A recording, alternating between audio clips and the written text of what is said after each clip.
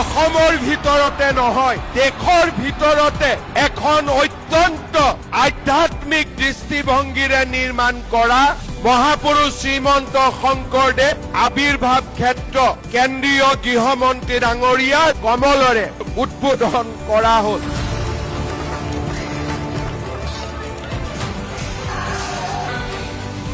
विश्व प्रसिद्ध श्रीमद शंकर देव जी का स्थान बनाने का काम आज पूरा हुआ है। ये हम सब के लिए बहुत आनंद का विषय। আজি অসমীয়াই 800 শহীদৰ শহীদ স্তম্ভক লৈ গৌৰৱ কৰিব পাৰে।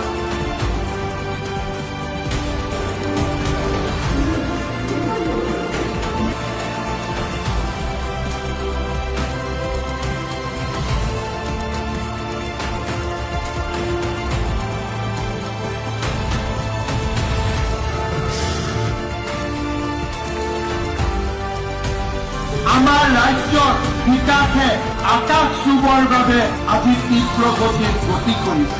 নৱজাগ্ৰত অসমৰ বাবে আমি নতুন নতুন ইনফ্ৰাষ্ট্ৰাকচাৰ নিৰ্মাণ কৰিছো আৰু কৰিবলৈ উদ্যত হৈছো।